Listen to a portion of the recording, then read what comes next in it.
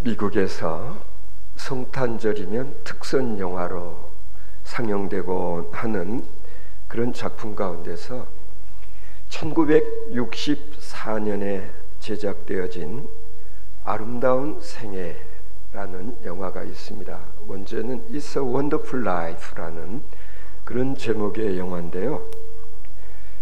이 영화의 주인공은 스스로 인생에서 아무것도 이룩하지 못했다고 생각하면서 살아가는 지극히 평범한 그런 사람이었습니다. 이 영화는 그런 주인공이 신앙의 의미를 찾아가는 그런 과정을 잔잔하게 그린 그런 내용이었습니다. 그런데 이 영화를 제작하는 중에 있었던 일화가 가끔 회자되곤 합니다. 주인공이 억울하게 범죄의 누명을 쓰고 절망 가운데 기도를 하는 그런 장면을 촬영하게 되었습니다. 이 장면에서 주인공 배역을 맡았던 제임스 스튜어트라는 이 배우가 신앙적으로 놀라운 체험을 하게 됩니다. 그도 이 영화를 찍을 때에 마치 이 영화의 주인공처럼 뭔가 시리에 빠져 있었던 모양입니다. 기도하는 장면의 대사가 너무도 자신의 입장과 같다고 느꼈던 모양입니다. 제임스 스튜어트는 당시 자신의 미래에 대해서 배우로서 아마 자신이 없었던 모양입니다. 그는 각본대로 대사를 외웠습니다. 하나님, 하나님, 하늘에 계신 아버지, 당신이 거기서 제 기도를 들으신다면 제 길을 인도해 주십시오. 저는 어찌할 바를 모르겠습니다. 제 길을 인도해 주십시오. 하나님. 그는 각본에 있는 대로 기도문을 외웠는데 그의 눈에서 눈물이 쏟아지기 시작했습니다. 그러자 각본에도 없는 연기가 배어져 나왔습니다. 그는 기도하면서 하늘에 계신 하나님이 절망하는 사람들을 도우시는 살아계신 하나님임을 체험하면서 감격으로 흐느껴 울며 연기를 했습니다. 그는 마치 영화에서처럼 자기의 삶이 천사의 인도를 받고 있음을 깨닫게 된 것입니다. 비록 미래가 불투명하고 어두웠던 그에게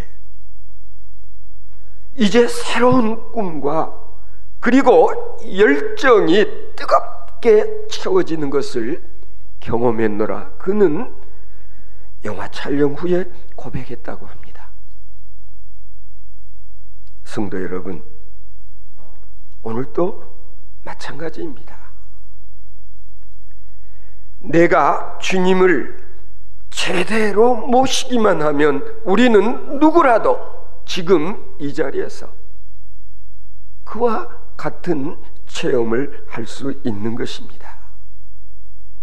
이것을 구조적 체험이라고 그렇게 말합니다. 때로 성경 말씀은 우리들로 하여금 특별한 구조 속에서 우리가 신앙적으로 특별한 그런 체험을 하게 만든다는 사실, 여러분 경험해 보신 적이 있습니까? 우리도 같은 상황 속에서 내 자신을 몰입시켜 처음에는 일종의 연기를 하는 기분으로 살지만은, 그러나 이 말씀 속에 조성되어진 구조라고 하는 것이 나를 신앙적으로 특별한 체험을 하게 만든다는 것입니다. 저는 그런 점에서 이 시간 우리 모두가 다시 한번 임마누엘로 오신 아기 예수님을 모실 수 있게 되기를 바랍니다. 이제 우리는 아기 예수의 탄생을 보는 것이 아니라 하나님이 아기 예수의 모습으로 오셨던 그곳, 아니 그곳에서 예수님을 경배했던 자들처럼 오늘 이 자리에서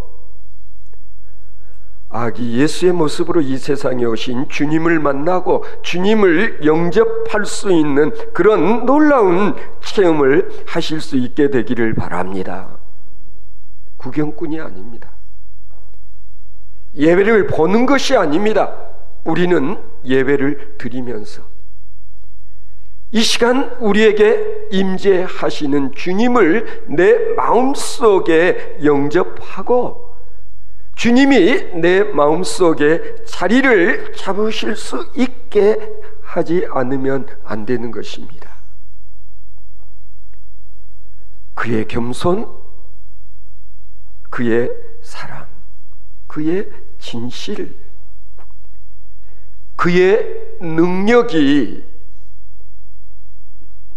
나의 삶에 나타나게 될 때 내 마음속에 차고 넘치는 기쁨이 있게 될 것입니다.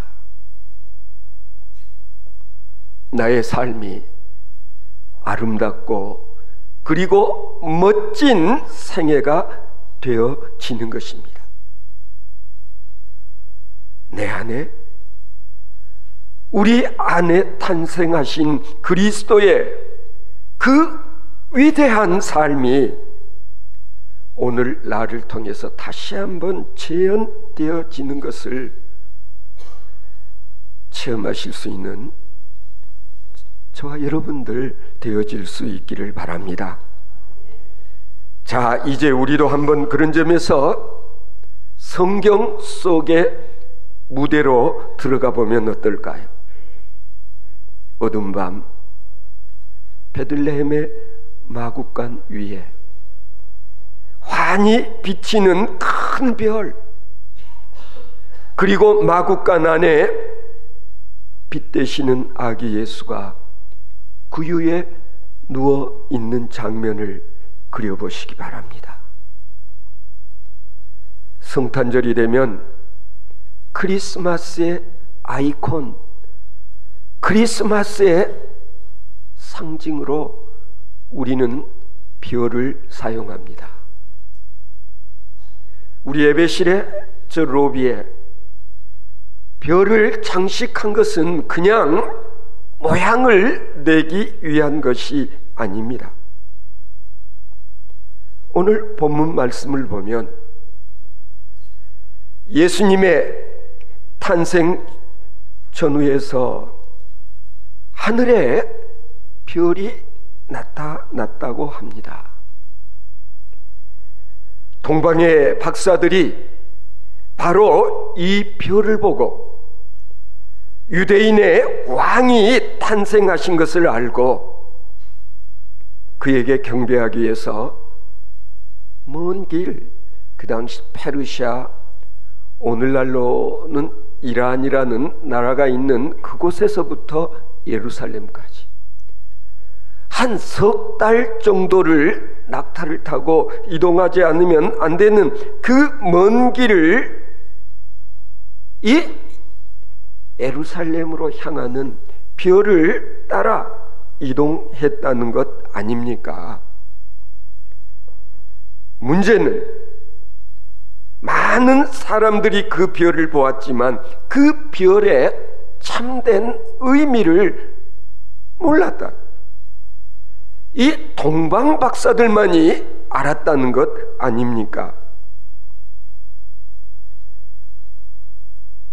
보아도 보지를 못하는 안타까운 일들, 오늘날도 많습니다.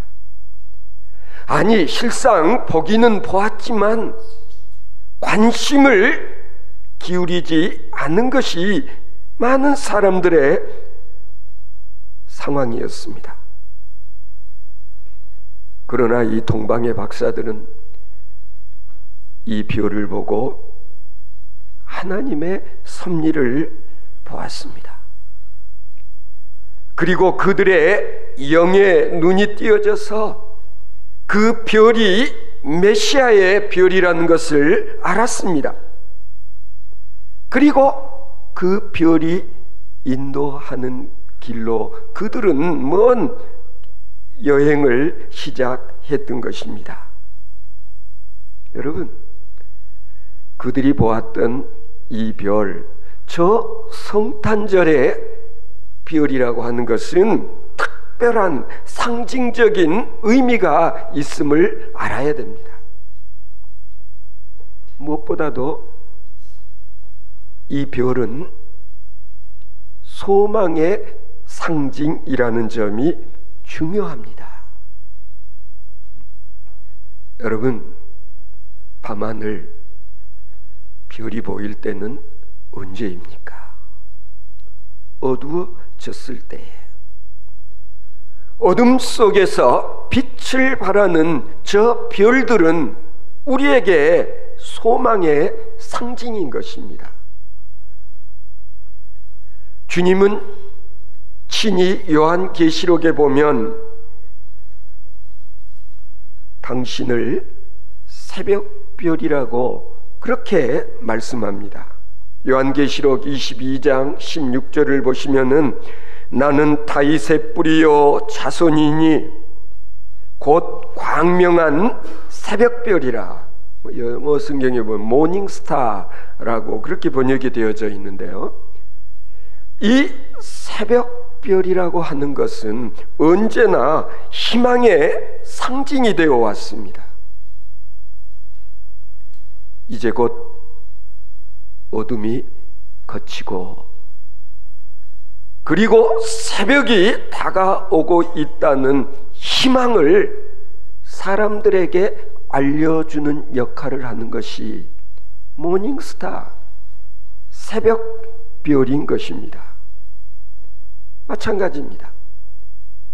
이 별이라고 하는 것은 우리에게 미래를 말해주고 그리고 미래를 향해 희망을 가지고 나아갈 수 있도록 우리를 이끌어주는 힘이 저 별로부터 나온다는 사실, 여러분 경험해 보셨습니까? 저 별, 메시아의 별, 그리스도의 별, 주님은 우리의 별이십니다. 이 세상의 소망도 예수, 이 나라의 소망도 예수, 우리 가정의, 아니 우리의 가문의 소망도 예수, 오직 예수뿐입니다. 그 소망의 빛이 되시는 예수를 보고 그분께 나아가 그분을 만나면 그분이 나의 왕이 되시고 그리고 나의 선한 목자가 되어주시고 때로는 나의 친구가 되어주시고 그리고 나를 소망 있는 자 되게 만들어 주신다는 사실 경험해 보셨습니까? 나의 모든 삶의 상처와 그리고 실망과 절망스러운 모든 것 등을 다 물러가게 하시고 나로 하여금 소망이 있는 자, 아니 소망을 가지고 미래를 향해 그 별을 보며 나아갈 수 있는 하나님의 사람들 되게 해주시는 그 별, 우리는 그 별을 만나야 됩니다. 그 별을 보아야 됩니다. 아니 그 별 속에 담겨져 있는 이와 같은 상징적인 의미를 깨닫는 일이 중요합니다. 성도 여러분, 혹 여러분들 가운데 지금도 절망 중에 있는 성도가 있습니까? 소망이신 예수를 붙잡기 바랍니다. 눈을 들어 위를 바라보고 크리스마스의 별의 인도하심을 받으실 수 있기를 바랍니다. 동방박사들처럼 그의 별, 즉 그리스도의 별을 보고 그리고 동방박사들처럼 이 별을 따라가실 수 있는 저와 여러분들 되어질 수 있기를 바랍니다. 왜입니까? 거기에 소망이 있기 때문인 것입니다. 오늘 본문 말씀을 보면 헤롯 왕 때에 예수께서 유대 베들레헴에서 나심의 동방으로부터 박사들이 별을 보고 예루살렘에 왔다고 했습니다. 이곳에 온 이유가 무엇입니까? 왕의 별을 발견했기 때문에. 아니, 메시아의 별을 봤기 때문에 그들은 그 별을 따라 나서지 않을 수가 없었습니다. 왜 그랬을까요? 평소와는 다른 별을 관측할 수 있었습니다. 별의 크기, 그리고 위치, 그리고 유난히 빛나는 저 별을 관측하다가 그들은 알았던 것 같아요. 구약성경 민수기서 24장 17절 하반절에 보면 이런 기록이 있습니다. 유대인의 왕의 탄생을 알리는 야곱의 별. 그들은 이 별을 보는 순간, 와, 구약성경에 기록되어 있는 그 별이 나타났다. 그래서 별을 연구하여 왔던 이 동방의 박사들은 이 별이야말로 야곱의 별이요, 그리고 유대인만을 위한 왕이 아니라 자신들을 포함한 만방의 열방의 만민을 구원하실 수 있는 왕 중에 왕이 탄생하셨다는 사실을 그들은 알고서 순례의 길을 떠났음이 분명합니다. 오늘 본문 말씀 가운데 소개되어지고 있는 이 동방의 박사들이라는 사람들, 우리는 박사라고 번역을 했지만은요, 영어 성경 같은 것을 보면은 wise man이라고 그렇게 번역을 합니다. 현자, 현인들, 아마 모르기는 해도 그 당시에 천문 학자들 아니면 점성술가들이라고 할 수 있는 이들이 별을 따라 온 것까지는 좋았어요. 그런데 결정적인 순간에 별을 놓쳤습니다. 별을 잃어버렸습니다. 왜 별을 놓쳤을까? 곰곰이 생각해 보면은요, 그들은 모르기는 해도 저 별 틀림없이 우리를 예루살렘에 있는 왕궁으로 인도해 줄 것이다, 그렇게 생각했던 것 같습니다. 그러지 않았겠어요? 왜? 왕이 탄생했다고 하는 것을 알려주는 저 별이 자신들을 인도해 줄 수 있는 장소라면 당연히 예루살렘의 왕궁일 것이다. 그래서 내심 찾아갈 수 있다는 자신감을 가지고서 별을 바라다 보는 일을 소홀히 하다가 결정적인 순간에 별을 놓치지 않았을까? 그래서 결국 그들이 찾아간 곳이 어디였습니까? 왕궁이었습니다. 헤롯의 궁전. 그리고 그들은 왕궁으로 들어가서 헤롯 임금을 만나 임금에게 물었어요. 어떻게 보면 좀 눈치 없는 일을 한 거예요. 큰 실수를 한 거예요. 유대인의 왕이 나신 곳이 어디요? 우리가 왕이 탄생했음을 알리는 별을 보고 따라오다가 그만 별을 놓쳤다고 그렇게 이야기를 하니 여러분 한번 생각해 보십시오. 왕의 입장에서 무슨 깜짝 놀랄 만한 말이 아니었을까요? 아니, 내가 왕인데 어디서 또 왕이 탄생을 했다고?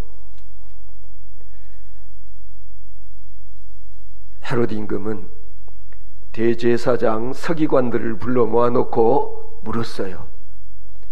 유대인의 왕이 날 곳이 어디뇨? 그러자 그들이 그곳은 아마 베들레헴일 것입니다. 성경에 그렇게 선지자들이 예언한 말씀이 있습니다. 그래서 오늘 본문 말씀대로 헤롯이 이 동방의 박사들에게 당신네들 가서 먼저 경배를 하고 그리고 올 때 나에게 와서 이야기해 주면 나도 거기 가서 경배를 하겠소. 그리고 돌려보냈다는 거 아닙니까? 결국 이 일로 인해서 훗날 어떻게 되죠? 동방 박사들이 왕궁에 들리지 않고 그냥 가지 않아. 천사들이 나타나서 왕궁에 들리지 말고 가라고 그러죠. 나중에 박사들이 그냥 돌아갔다는 사실을 알고 헤롯은 2살 이하의 영아들을 모조리 살해하는 끔찍한 그런 일들을 자행하지 않습니까? 성도 여러분, 오늘 본문 9절 말씀을 보면 이제 왕궁을 나온 이 박사들 앞에 다시 놓쳤던 별이 나타나서 그들을 인도하다 그리고 머무는 곳, 그것이 어디였을까요? 베들레헴, 말 구유가 놓여있는 마구간이었다는 거 아닙니까?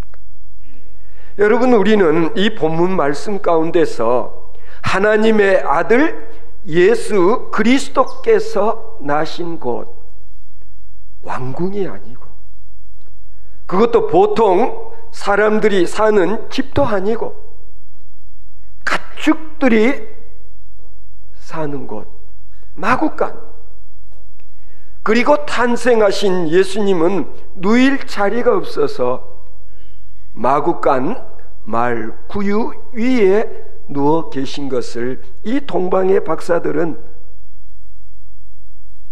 가서 확인을 했다. 저는 중요한 의미가 있다고 생각합니다.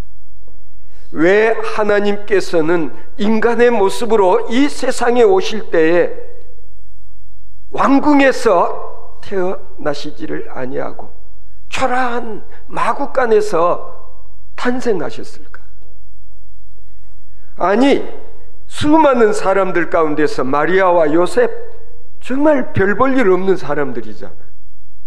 가난한 목수 아버지, 그리고 변변치 못한 그런 가정에서 생활하였던 마리아, 여기에 엄청난 의미가 있다. 하나님의 자기 겸비, 주님께서는 이 세상에 오셔서 가장 낮은 곳에 가장 작은 자의 모습으로, 섬기는 종의 모습으로 이 세상에 오셔서 세상 만민의 죄를 사하신 희생 제물이 되시고자 하셨던 하나님의 뜻이 바로 여기에 있는 것이다. 여러분, 하나님의 아들 독생 성자를 만나시기 원하십니까? 그렇다면 우리가 찾아가야 할 삶의 자리는 어디겠습니까? 주님께서 낮은 곳으로 임하시기 원하셔서 유대 땅 베들레헴 말구유에 누이셨던 그 삶의 자리, 오늘도 마찬가지입니다.